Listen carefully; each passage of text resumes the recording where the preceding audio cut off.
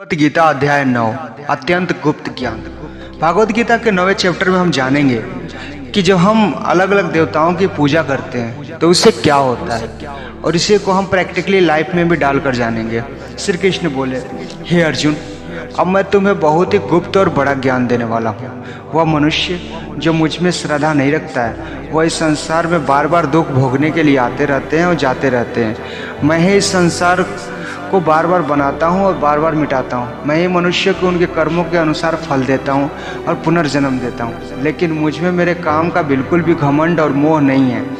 मैं यह कर्म करते हुए भी अपने कर्म के बंधन में नहीं बनता, सब कुछ करके भी ये नहीं मानता कि ये सारे चीज़ मैं ही कर रहा हूँ। मेरे माया जाल में फंसने वाले लोग, मुझे न समझने वाले लोग मूर्ख होते हैं, और वो बेकार की आशा और बेकार कर्म करने वाले लोग इस संसार में आते जाते रहते हैं। जो वेदों को पढ़कर स्वर्ग प्राप्ति के लिए मेरी पूजा करते हैं वे लोग इंद्र के स्वर्ग का आनंद भोगते हैं, लेकिन उनके स्वर्ग का सुख तभी तक चलता है जब तक उनके मानव जीवन में पुण्य खत्म नहीं हो जाता। और उनके जब पुण्य खत्म हो जाते हैं तो उनको वापस इसी पृथ्वी पर जन्म लेने आना पड़ता है। किंतु जो मुझ में यानी परमेश्वर में ही सब कुछ मानकर अपने कर्म फल को त्याग कर निरंतर प्रेम करते हैं, मैं उनके ना केवल सभी आवश्यकताएं पूरा करता हूं, बल्कि उन्हें सदा के लिए अपने शरण में भी रख लेता हूं। देवताओं को पूजने वाले लोग देवताओं के पास, पितरों को पूजने वाले लोग पितरों के पास, राक्षसों को पूजने वाले राक्षसों के पास, और मुझे मानने वाले लोग सदैव मेरे पास ही आते हैं। देवताओं, पितरों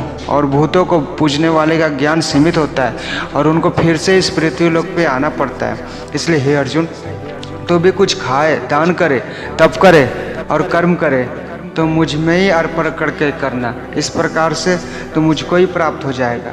मेरे लिए प्रिय और अप्रिय सब बराबर है। यहाँ तक कि कोई बहुत ही दुराचारी हो, चाहे स्त्री पुरुष हो, चाहे राजा या भिखारी हो, वह भी मेरे में आसक्त होकर आ सकता है और भवसागर से तर सकता है। इसलिए तू भी मेरे पास समर्पित रहेगा तो तू भी तर सकता है। जैसा श्री कृष्ण ने कहा कि जो जिसकी पूजा करता है उसको उसी से जोड़ देते हैं। दोस्तों, इस बात का बहुत ही गहरा मीनिंग है। हम जिस तरीके से एक इंसान के साथ समय बिताएंगे, टाइम बीतने के बाद हमारी थॉट उसी का असर आ सकता है। इसलिए ऐसे थॉट वालों से दूर होना चाहिए।